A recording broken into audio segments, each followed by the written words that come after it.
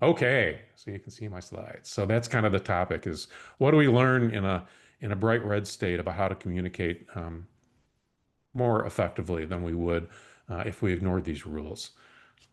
Not sure it's fair to say how to communicate effectively, but how to communicate more effectively at least. So it's an interesting day and time to be doing this conversation.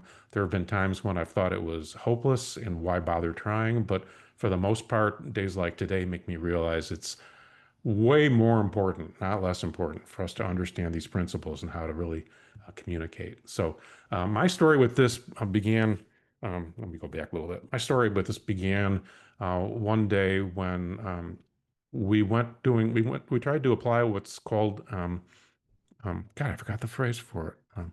But door-to-door canvassing in a way that marriage equality advocates developed, where instead of just going to a door and giving your 30-second spiel and putting a thing on their door and then leaving, you really sort of try to spend some time, 10 minutes, 15 minutes, 20 minutes, having first-person conversations with people and really understanding people. And that uh, led a group of us in St. Louis to look for the most conservative region we could find within 2 hours of here. And you can do that by voting records. And then so a little group of us drove about 2 hours away to a very red part of the state, and picked houses that seemed pretty conservative. How do you tell that a house is conservative? Well, I went to a house that looked a lot like this. And that was a pretty good clue that my biases politically weren't going to align with their biases politically. So I knocked on the door and I said, "Hey, let's talk for a bit about healthcare stuff." And we talked for a few minutes. And this was unprompted, but after about 10 minutes, the woman who answered the door, who was very nice, said to me, "Well, she said, I look at the TV and people in Canada and in England, they're all skinny. But then I go to Walmart," and she was indeed holding a Walmart bag. Then I go to the Walmart, and everybody there is fat like me, she said. That was her phrase. Everybody there is fat like me, she said. So why don't we just do what they're doing in England or Canada? And I went, wow, really? I wish I'd recorded her saying that. But that taught me the sort of bias that I have that the apparent differences between us are a veneer, are thin, and that actually when you come down to human beings at our core, despite how polarized our society is seeming to become, when you get down to the core, I still really believe that humans are humans who do actually care about each other. And it's this veneer that we have to figure out how to get past. And I argue that the veneer gets thicker the more frightened we are. And there are folks who try to thicken the veneer, but we need to figure out how to kind of get through that. So, and I believe it's possible, and that's why I'm wanting to talk to you. So, I told you I'll tell you a few different models. Here's one from Arlie Russell Hochschild. She's a sociologist from someplace in California, I forget where, and she spent 5 years embedding herself in an oil-rich and yet pretty poor part of Louisiana. And she wanted to understand, as a sociologist, why it seemed that so many low-income folks in this wealthy community were still voting in ways that helped the wealthiest in their community in ways that didn't help their own personal interests. She was perplexed by that and wanted to understand it as a sociologist.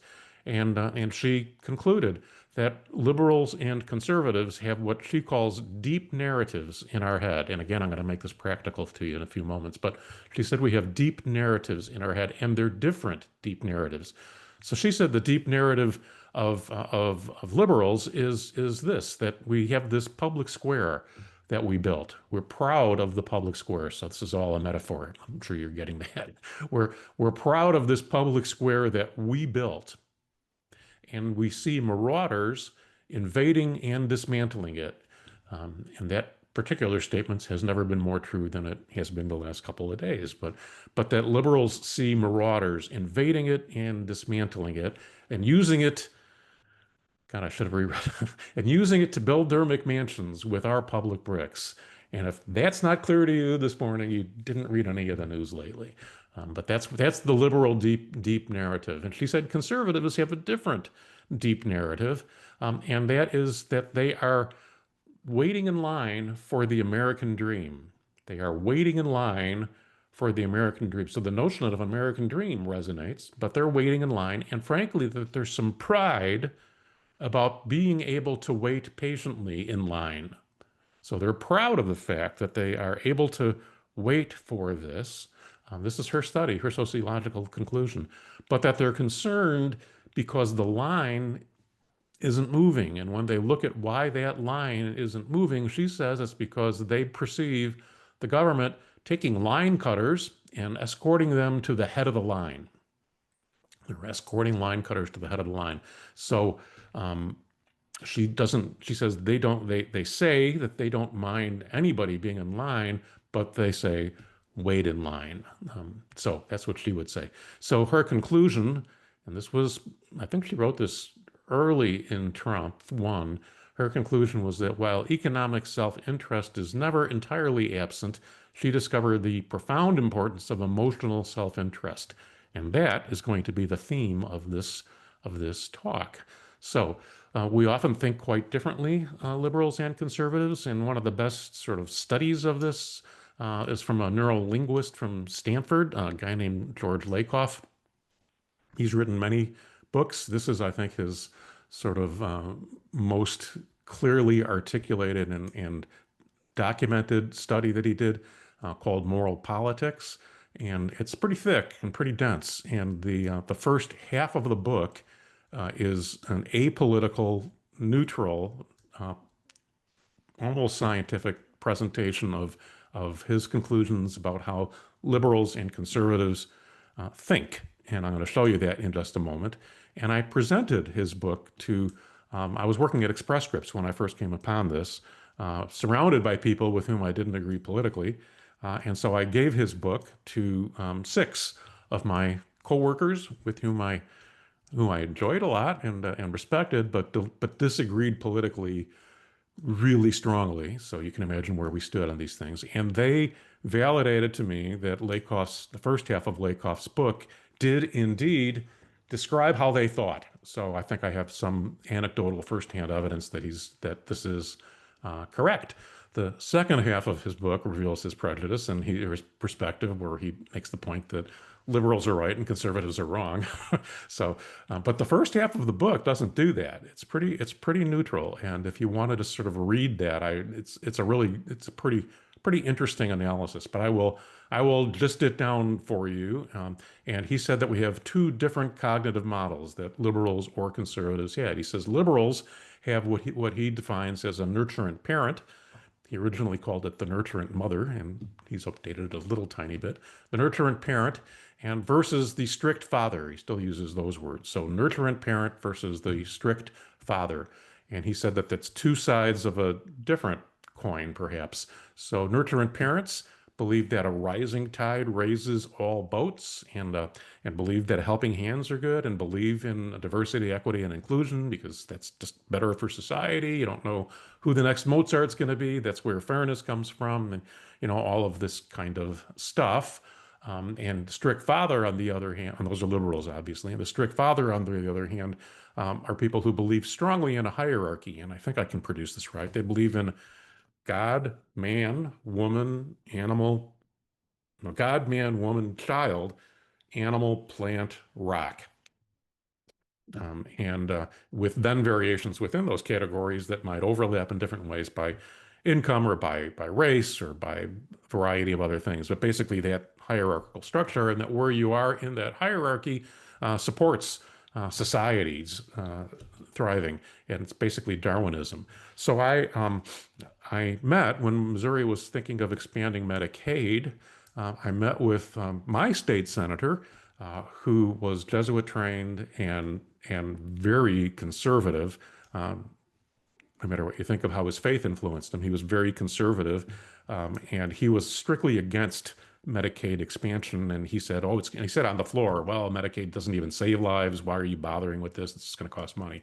So I met with him for about about an hour in a local coffee shop, just him and me, and we talked, and I persuaded him that indeed Medicaid expansion would save lots of lives, even in Missouri. And so after a little while, he then said, "Okay, Doc, you've persuaded me, and I believe Medicaid expansion would save lives." And to his benefit or to his credit, he never again, in public at least, made the claim that Medicaid expansion wouldn't save lives. I never heard him say that again. So he really did seem to be a person of his word. He still didn't support Medicaid expansion because he supported this Darwinian hierarchy. He said to me that he still didn't want to expand Medicaid because that would make it easier to survive as a low-income person, which means that you are of compromised moral integrity, and that would lead to the eventual collapse of civilization.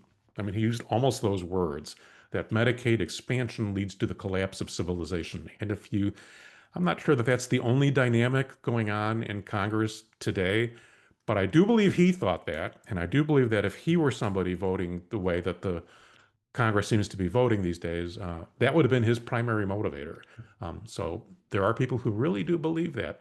They also believe that children need to be obedient, that that's their role on the hierarchy is to be obedient. And he believes that there are always winners and losers, and anything that disrupts that is counter to the importance of Darwin strengthening society and our species. So obviously that's conservative. So those are the two strict models that people have. Lakoff says that those models are related to birth order and experience and how you were brought up. His book has quite a bit of background about how one of these models becomes the one that's embedded in your head. And there's a few things important about this. The reason I'm telling you this is because if you're talking to somebody who has one of these models in their head, and everybody does actually, and you're speaking the language from the other model, they won't hear you. That's the importance of this thing. He has this thing that he calls framing. And if you're speaking from the wrong frame, the words you're saying won't have a structure inside their brain to land on, and they won't just disagree with you. They actually won't be able to hear you. But he also has something important. He says that there's a number of people who have both frames in their head. They have both of these frames, and they look like they're undecided. They really kind of vote independently. So cool. And what he says is that you're not just arguing about personalities and policies. These arguments we have politically are fundamental clashes over these core issues. Where this really becomes potent is that he says his evidence demonstrates that 20% of Americans, and he only looks in the United States as far as I know, at least at this time, so 20% of Americans really exclusively have the nurturant parent model in their head. So if you try to make an argument to them that's from the strict father side, they simply won't hear you. There's no nuance to them on the strict father arguments. But there's also 20% of people who only have the strict father model and don't hear the nurturant parent side. But of course, easy math, most people actually have both frames in their head. So if I used to say, if you're talking to somebody who has a completely foreign frame to you, just give up and go talk to somebody else. I don't think that anymore.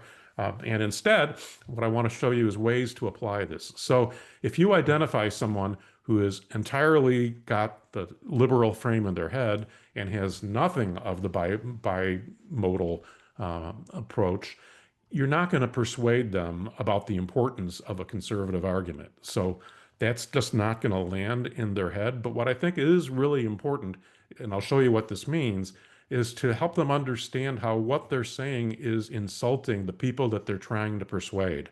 Show them where these landmines are. Don't try to dissuade them about the accuracy of their landmine, but at least try to help them understand what it is they're saying and let them then decide, of course. Do you want to keep triggering landmines? Fine, but at least do it willingly and knowfully, and really you should not do that. And then secondly, of course, if that's all that they have in their head, get them to take action on it, right? Try to get them to move towards action and commitment. Conservatives, on the other hand, as I showed you a little bit of, and we'll get to more, value these things. And I argue it's hard to find somebody who doesn't think it's important to see the value of consequences. Raise your hand if you support being imprudent with resources. I've never seen anybody raise their hand to that. No, I like wasting money. So when you're talking to conservatives who don't have any liberal thing in their head, that 20%, then here's some messages that work better with them, in my experience, and built on Lakoff's model. So nobody should take away your choice of doctor. And of course, that's exactly what the insurance industry does. Nobody should take away your choice of doctor. Freedom. It's less wasteful to buy insulin than to purchase dialysis. So I have met a small handful of people who say, yes, you probably know, you get into Medicare when you turn 65, or you can also get into Medicare for a handful of medical conditions, one of which is end-stage renal disease needing dialysis. That was sometime in the mid-1980s that Medicare was expanded to include coverage for everybody in the country on end-stage hemodialysis, and I think peritoneal dialysis. So we pay for that, and hemodialysis costs about $80,000, $90,000 a year or something like that. Insulin, is relatively cheap, or hydrochlorothiazide, relatively cheap. So if we're going to pony up for dialysis, well, why don't we treat the things that will prevent the need for dialysis, or at least delay it? So if you're in for paying for dialysis, then, we should cover these things to try to prevent it so that we're not being so imprudent in this. I have met a small group of people who don't think we should do that, that if you can't afford dialysis, goodbye and good luck. But almost everybody that I know agrees to that. And so there's a message that lands. And then lastly, of course, the idea is that Medicare, not Medicare Advantage, not commercial insurance, but Medicare is the only insurance we have in the country that really puts you into complete control in the ways we talked about a few days ago. So those are messages I find land best with folks who really only have the conservative frame in their head. With independents or bimodal people, early in the discussion with them, it's important to go to a narrative, and we're going to come back to this at the end. It's important to go to a narrative that's designed to activate that nurturing part of their brain, wake up the nurturing part of their brain so that then their nurturing frame is awake. And then if you want to give any progressive messages, that's got a place in their brain to land. And of course, if you do that, you don't want to just stay in the anecdote. You want to draw the connection back to policies.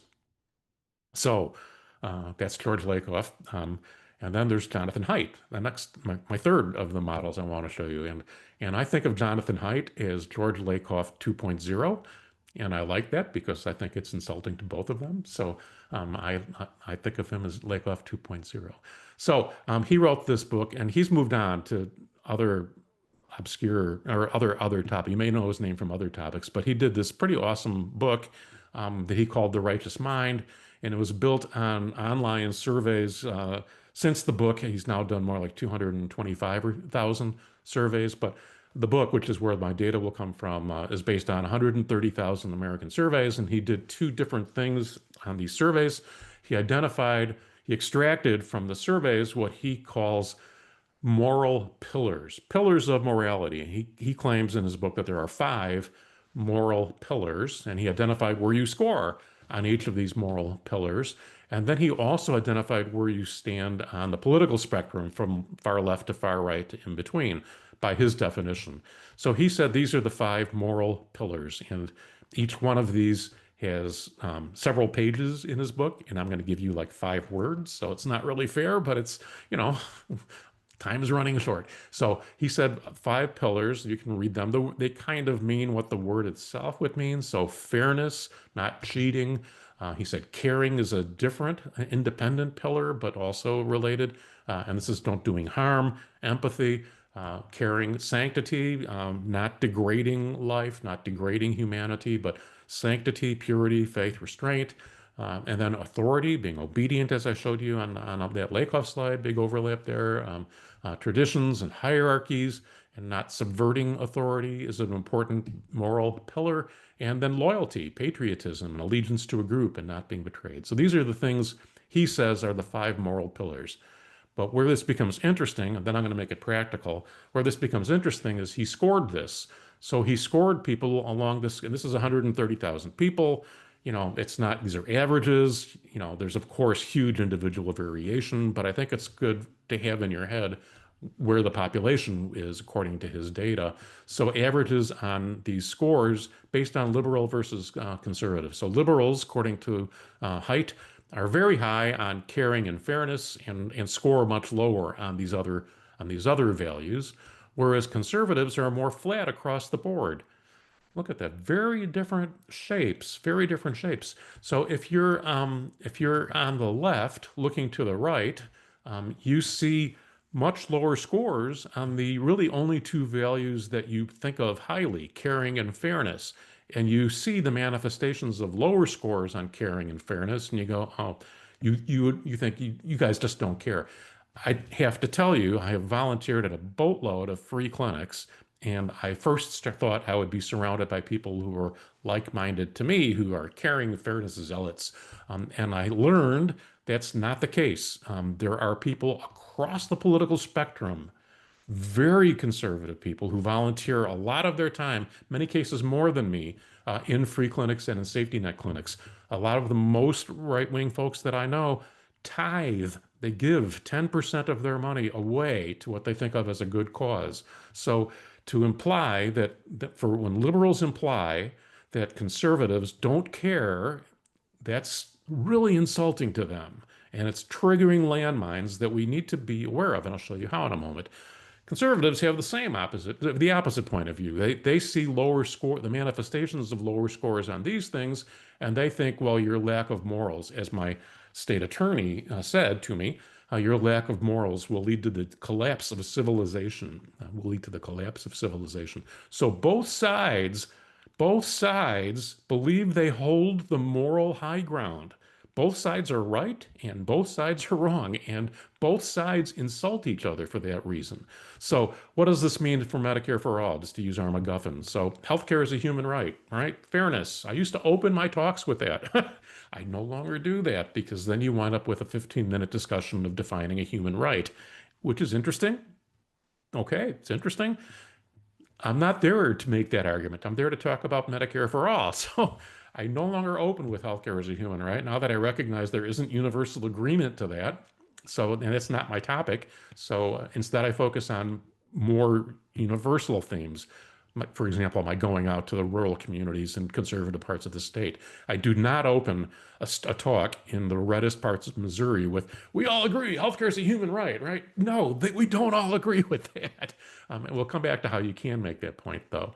So protecting the vulnerable, that's again a reason that we're here. So these are arguments that if you want to bring out a liberal base, if you're talking to an avowedly progressive group, these are arguments that will resonate and will land, but are frankly counterproductive. If you're in a larger group, you don't know to whom you're speaking, or you're intentionally going to a more conservative area. These arguments, they land with me, obviously, but these arguments will be counterproductive when you're speaking. You might want to, I believe you're going to be talking to somebody really conservative and coming up at some point. So, talk about that question with them. And we used to make these kinds of memes, which I updated for you, 2024 data.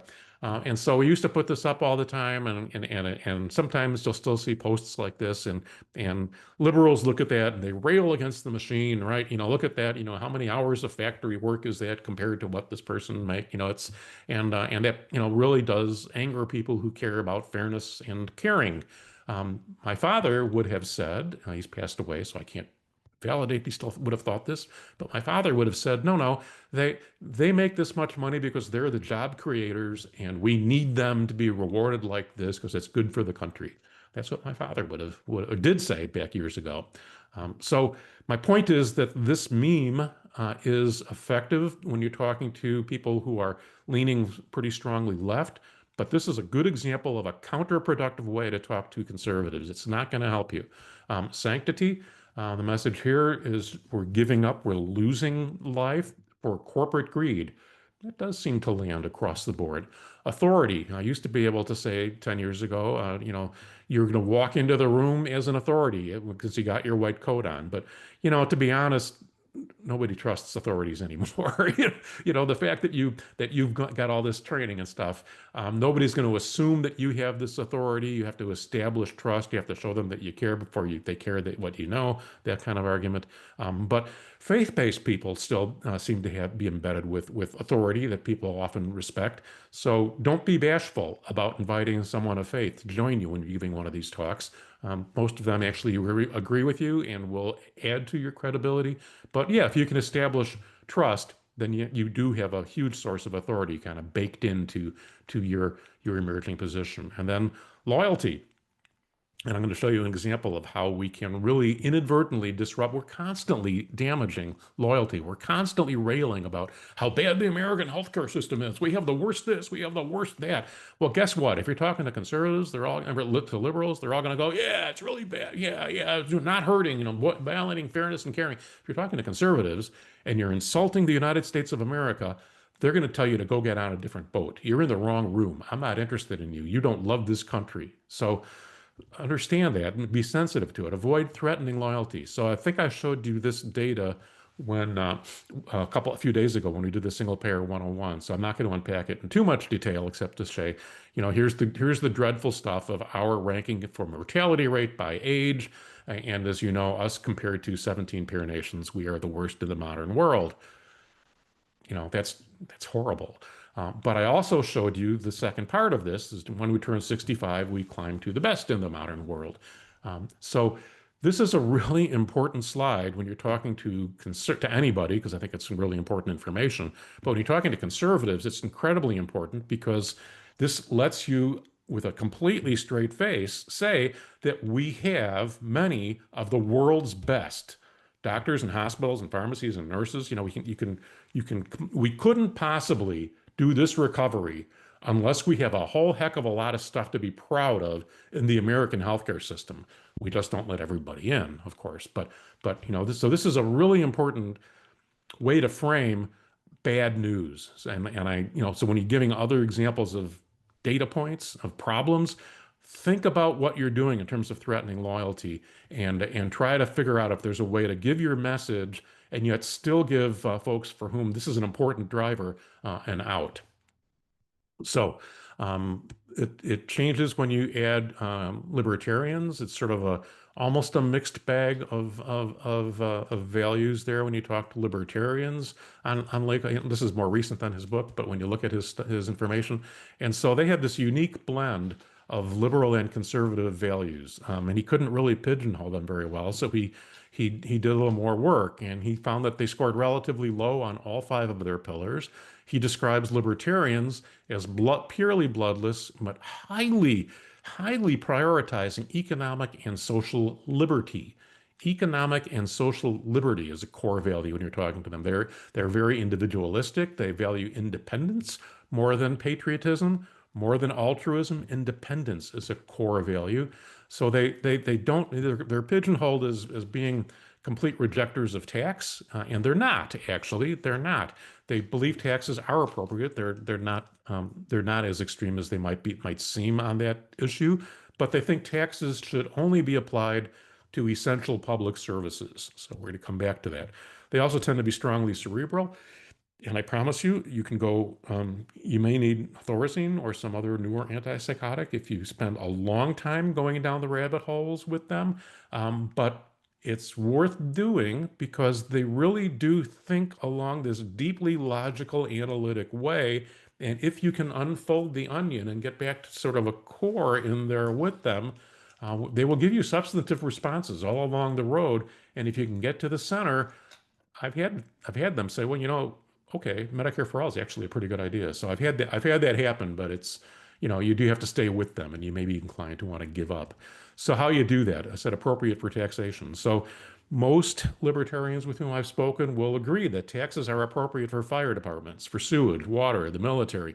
Not all. Some really like privatizing some of these things, but they all have some list in their head of things that are essential public services that belong in a public taxation model. And so, frame your arguments to try to say, this fits into that. I don't know what you think about libraries. I happen to think they do belong in there, but put that aside. We're talking specifically about healthcare. Here are the reasons why I think healthcare is an essential public service, and therefore we all benefit from it, and therefore is appropriate to be based on a tax model. So that's one piece. And then, of course, this is the importance about don't let anybody else take away your choice of doctor or hospital. And point out, most seniors love traditional Medicare, and that's why it's the independence.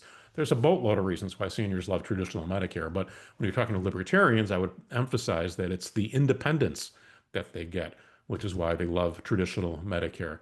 And then I like this argument quite a bit, actually, that today's model, it's a free market solution. Medicare for all is a free market solution in my mind. So today's market solution has me competing against all of you for the most lucrative insurance contract I can get my hands on. If I can find an insurance contract that will pay me more per visit, I will find the lowest insurance paying insurance product that I have and get rid of that 100 patients to make room for a new 100 patients that pays me more per visit. So I get a contract change, I don't work any harder, and yet my income goes up. So today I am competing for against you for the most lucrative insurance product. That's a perverse use of the free market. Under Medicare for All, I would be competing against you to make patients want to come see me because they want to come see me. They think that I'm listening well. They think I'm giving them what they need. I'm giving them access. I'm giving them good service. So isn't that a better thing to have me compete against you for care rather than blowing that off and going for the insurance product? So to my mind, it's a much better use of the free market. If I'm not satisfying my patients, I'm not going to have no patients, and so it's a good thing. So that sometimes lands with libertarians. So I'm going to skip this just because of time. Let's skip forward to the next set of frames or models for you. And this is from Annette Shankar Osario. And I think of her as George Lakoff 3.0, which I'm pretty sure would be insulting to George Lakoff, to Jonathan Haidt, and probably to Annette Shankar Osario. So I love that one. I'm calling her Lakoff 3. But it's probably earned for her because she actually did study and work with Lakoff for many years. And she now runs this independent thing called ASO, Annette Shankar Osario, ASO Communications. And I encourage you to go to her website. There's a ton of interesting framing and modeling information for all kinds of political topics. And she's been called the Jonathan Luntz of the left. So she's really interesting. And we actually, one of our allied groups, Be a Hero, consulted with her and got her to give us some framing messages for our work. And indeed, we had one of her staff present to us at a PNHP meeting not too long ago. She wrote this book called Don't Buy It. And it's one of the best named books I know because I recommend we're recording this, and I'm going to say this. I recommend not buying it. It's really, I don't think it's a terribly good book. Instead, this book that's about a third about her, called The Persuaders, is much better at explaining sort of her model. I recommend you look at that rather than don't buy it. Or maybe even more realistically, go to her website, ASO Communications, and there's this stuff. You can get this handbook for communications that's on her website for free, and it goes through a whole bunch of stuff that I really recommend to. And so I'm going to walk through a few of what things that she's taught us. I love this quote of hers because it's really changed the way I speak about many issues. She says, Americans got 99 problems and they don't want yours. They're not looking for number 100 to complete the set. So we love, PNHP often loves to give an hour-long talk about single payer and have the first 49 minutes or 55 minutes be about how dreadful things are. And if you think back to the talk I gave, there wasn't very much of that. I didn't do that very much. It's not, everybody already has, but we want to know about solutions. They want to know about solutions. And if we can focus on values, according to Osario, when we focus on values, we win debates. And specific values, she says, that we win on are family, community, fairness, and freedom. So some practical examples, she says, we love to say the gap between rich and poor is at historic levels. No, don't say things like that. Instead, emphasize, I mean, sure, say that if you want, but emphasize that we all want pretty similar things. Most of us want pretty similar things, no matter where you are in the country or where you are politically. We want family, we want community. So emphasize that. Don't shield the culprits from view. So describe who is actually doing what to whom. If you're talking about, let's use Medicare Advantage as the thing we're going to be critical of. If you're talking about Medicare Advantage, that's a big amorphous what. You want a specific active agent. You want to maybe not just talk about the insurance industry, but talk about a specific insurance industry. And I temper this message in the context of the murder that happened, because that's too literally targeting a specific. That's horrible. That's not what I'm saying. But I am saying, emphasize that no, it's these specific corporations that are doing these things. And the way that that manifests is we like to say, oh, I know, our whole system is it's hopelessly fragmented. It's just wasteful. There's so much waste. It's hopeless. That's often the way things get framed. Instead, point out, no, we're not fragmented by happenstance. The insurance industry, like United, have all of these lobbyists who created and maintained this fragmentation. We are not fragmented as a passive recipient of just gravity. We are fragmented because the insurance industry, like United or Anthem, pick your villain, they want it this way. They have lobbyists who maintain this fragmentation, and they do that so they can funnel our money into their pockets. So don't talk about this hopeless fragmentation. Don't shield the culprits from view. Point out that we are fragmented by design, not by happenstance, and make it real. Don't leave it abstract. Narrow provider networks. What does that mean? It's taking away our choices and our freedom. Surprise medical bills, medical debt, and bankruptcy for innocent people. Delays and denials of care. No, this is killing people, which it really is. So try to, sure, use your data and use that somewhat, but replace this over-reliance on that with your narratives about personal things that you've seen or that your patients have seen. This is where narratives really need to supplement data. This is the hardest one for me to embrace because I haven't quite figured out the right language to replace it with. But the message that she makes here is that we often impugn the very thing we were trying to amplify.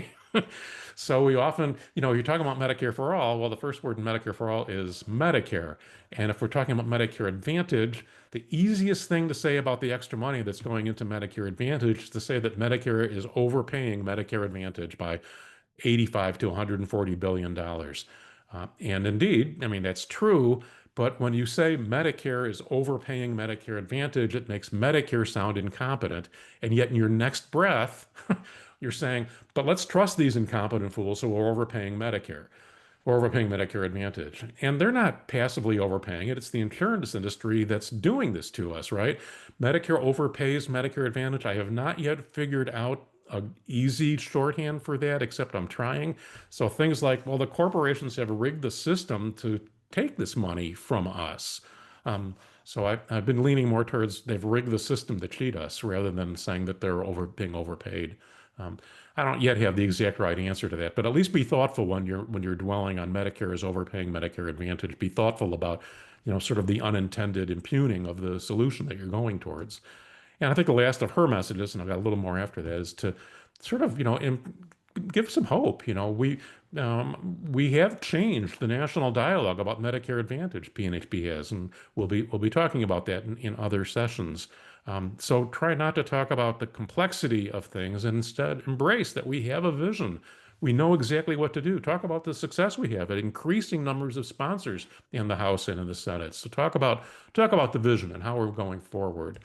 So yeah, the work of advocacy, this is also from ASO, from Annette Shikarosario, is don't just be a thermometer. We do need to know the temperature, but we need to change the temperature. Be a thermostat, not a thermometer. Be a ring, not a mercury thing. And this is a huge cultural shift for PNHP. We used to just create these reports that show how bad things are, but we're much more focused on advocacy. We're not just measuring the temperature. We're trying to change the temperature. So that was a lot to talk about. So I don't have to run away, but I know that you've got an hour gap before your next one. I don't know if you have stuff planned that you want to do, but we can probably spend a few minutes talking. I gave you a lot of stuff. What do you think? I'm curious, when we spoke to Mr. George, he talked about, I don't know if you know. I do. I didn't Okay, know that great. it already happened. So yeah, interesting. Perfect. Yeah, we did. So he was also kind of talking about like messaging and language, and I'm curious what you think about Medicare for all versus universal health care, because he was saying that for conservatives, universal health care can be a friendlier term. I don't know that there is a right answer. And I don't know if whatever right answer we come up with is going to shift. There have been studies about which language works best for which group, and every few years when it gets repeated, it's different. So I don't know what the right answer. I do know that there isn't one right answer. Um, Medicare for all, first response to that is, well, Medicare's got all these problems. So then you really have to say, well, we need improved Medicare. And then, well, so we can do that in one state. We need national improved Medicare. It gets complicated, even the phrase Medicare for all. The phrase single payer, well, what the hell's a payer?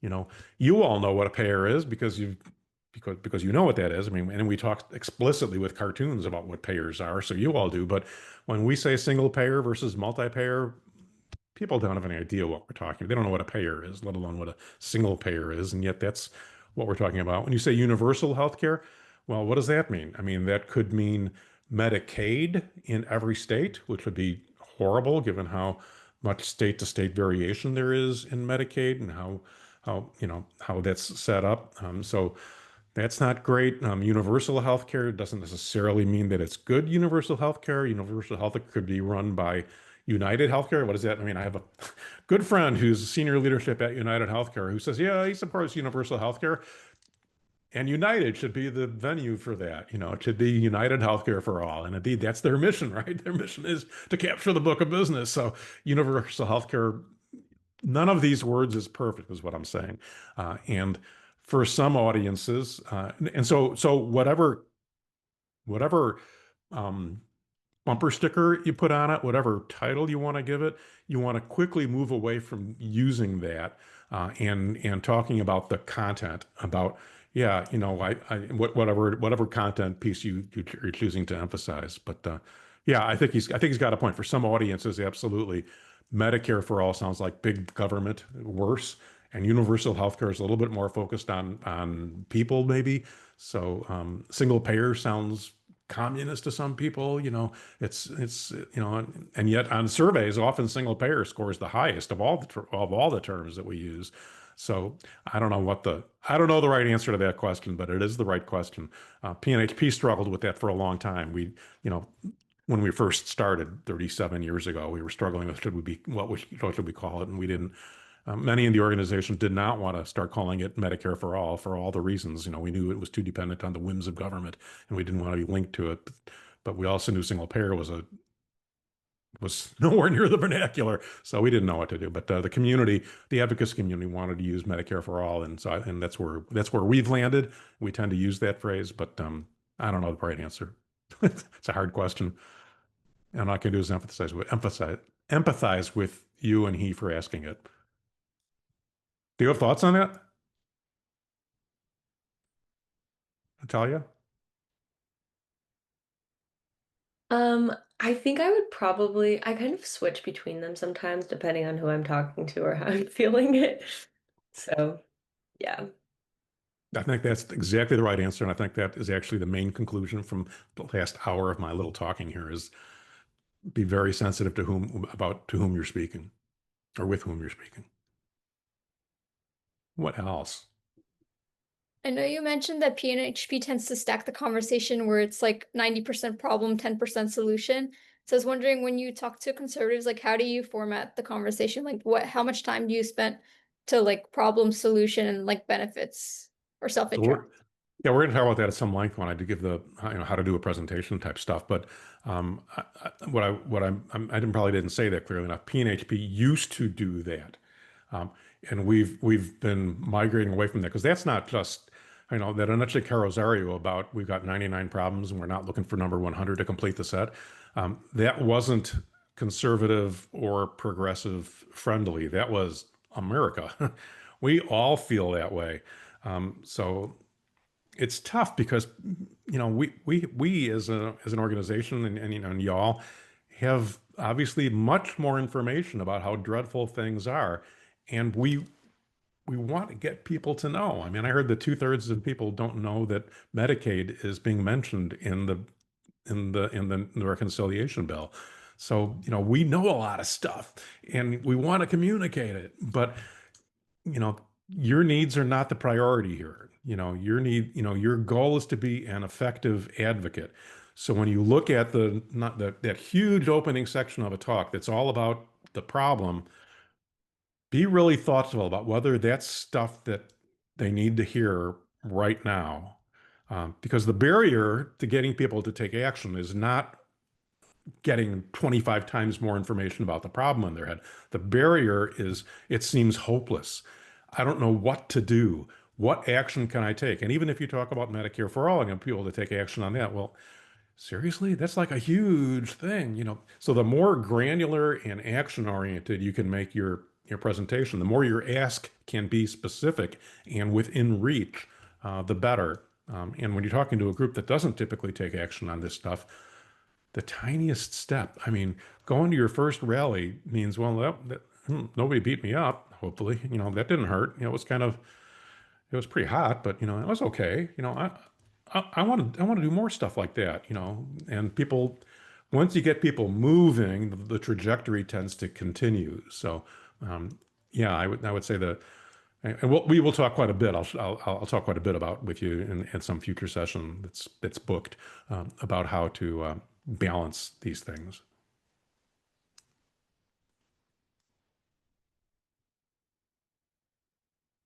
What else? Um, you mentioned like loyalty is a large part of like the conservative identity and Yes. specifically to the United States of America and very hesitant to criticize it. But then you mentioned like centering not a boogeyman, but someone to like vilify or just attribute to what the problems are. And you mentioned corporations, and I was wondering, do conservatives not feel a similar amount of loyalty to corporations, or are they more willing to criticize them? I was just a little confused. Yeah, that's a fair question. So I was, what day today? 2 days ago, on Monday, I spent the whole day at our state capitol here in Missouri. And we were concerned because one of the national insurers, Anthem, has dropped the largest tertiary care academic medical center from their network. So nobody in central Missouri who has Anthem can go to the University of Missouri in Columbia, or it's out of network. Um, and so, that's their Anthem takes care of it provides insurance for like 1 out of 3 Missourians. So it's a big deal. So we were there, talking about how this is dreadful. And I was giving a spiel about how Anthem is doing unfair labor practices, unfair competition, and it's not a free market the way they're setting it up, and this, that, and the other thing. And then I went and sat down again, and the guy sitting next to me who had been empathizing with me the whole time before I got up to speak, then said to me, "But don't we need like, Anthem? Aren't they just like a for-profit company that, it's a marketplace that created them? And don't we want to, we don't want to hurt these corporations. Aren't they good for the?" So you're exactly right. That even in the middle of this argument about how a corporation is hurting us, the guy sitting next to me was arguing, don't hurt corporations. On the other hand, um, a lot of groups really do get this. Farmers are really mad about how seed corporations are commanding what they do.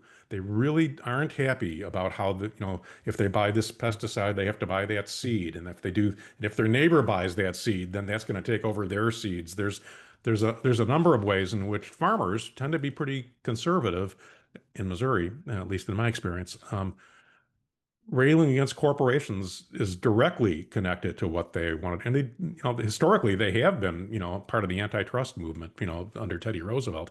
So, yeah, farmers or conservatives are a mixed bag, on that.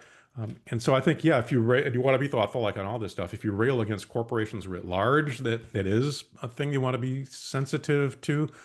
So that's why, it's no, look at what Anthem, good example for me here locally, Anthem is telling 90,000 people in our community that they now have to, instead of going to the hospital, in some cases, some of the testimony, the hospital is across the street. They're building a large building across the street specifically to take care of kids with your problem, your son's problem.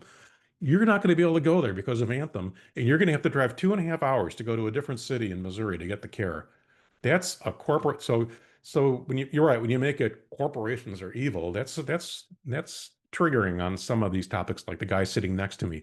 When you make it Anthem is hurting your son by this decision, and they have an $86 billion market cap, something like that. I mean, they're not poor, and they're making this decision that's going to Anthem. So yeah, it's a tough. But so you have to be careful about how you talk about that. But I do think there are ways that make it land. And then would you think like corporate or like you could say like monopolies are taking away your choice? Yes. Is that like Yes. similar? Okay. Yeah, I think that's perfectly good. Um, and if it's a really conservative group, you can say, hey, some of these monopolies are monopolies because they're giving us stuff that we really want. I really want my iPhone. Apple's really big, but I really want my iPhone. You can give some tip of the hat to large corporations to go, but you know, they're taking away my choice. So, you know, and that may be, I'm going to go into this rabbit hole on this. I don't remember when I might have been planning this for one of the future talks. I don't know if I do, and I repeat myself, remind me that I already said this today. But that's one of the issues when you talk about choice is people talk about, I want my choice. If you have single payer, you're not going to have any choice. I don't want the government taking away my choice. So, you, of course, make the point that Medicare is the way you get choice. But I was arguing against, some national conservative guy who was saying that he wants choice of cell phones. And Medicare for All would take that away, just like they do with doctors. And what I said to him, what I still really think is, I agree. I want choice of cell phone. I've got this cell phone, really like it. My wife has a completely different cell phone because she wants completely different features. So we want choice of cell phone. On the other hand, I really don't want to have to pick my cell phone network based upon where I live. Why do we want free choice of cell phone network? Because they're all crummy, right? If you move across town, you may no longer get cell phone reception in your house. Well, I don't want that. Yes, I want free choice of cell phone. I want choice of cell phone network because they're all crummy. I don't want to do that. I want to have one good national cell phone network so that I can stop worrying about that, but still have free choice of which cell phone I purchase. That's obviously, you see the metaphor I'm making about one good national insurance company that still provides free choice of physician. It was fun watching that guy kind of collapse his core argument when I did that to him. That was a fun moment. What else? Okay, I think you have Wendell in 45 minutes, right? And I'm not sure how my morning is going to play out, but if I get a chance, I'm going to bop back in for that. He's a personal friend. He's been at my house a few times. He's like personal hero. Let me tell you a story about Wendell, actually. So he'll tell you lots of stories, and I think you've already seen his video, of him the last time he spoke in general terms. So I'll tell you a story that I don't think you know. When he first started doing his advocacy work, now he's very clear about supporting Medicare for all. He's one of our best speakers on that. But when he first left Cigna and started talking about the problems at Cigna and the need for healthcare reform, he never mentioned Medicare for all. And there were a lot of people in the Medicare for all community who were actually pressuring him to start talking about that because they thought he would be the best spokesperson we could get. We should get, he's got to come out of the cage on that. And I met him actually when he was in St. Louis giving one of the talks, and I cold introduced myself to him. And I said, hey, I know you're not talking about Medicare for all. I've got a pretty good sense from what you were implying that you believe in that. And I know you're getting pressure from people to talk about that, but I want you to know I don't want you to talk about that. I said almost in those words, I am really glad you're not talking about Medicare for all. I don't want you to talk about Medicare for all, because as soon as you start doing that, and eventually he did, there's a swath of people who are gonna stop listening to you, and they're gonna just hear that about you and go, well, pfft. But so for the first few years, after he became a literal, well, no, I guess it's figurative, whistleblower, for the first few years of that, he did it, and he was able to present himself as he usually still does, actually, in his corporate clothes, in corporate attire, all buttoned up and very serious and straight-laced, and present himself as a very conservative voice that was unpacking the problems of corporatization and financialization of healthcare, and he was very effective at that. Um, and I believe the the landscape of how acceptable or unacceptable that topic is has shifted a lot from when he first started talking about that. And so it wasn't as disruptive for him to say that now as it would have been when he first left Cigna. So um, anyway, he liked the fact that I was one of the very few, I think, single payer advocates who was telling him to not talk about single payer stuff. And we became good friends after that. And I'll let you guys go.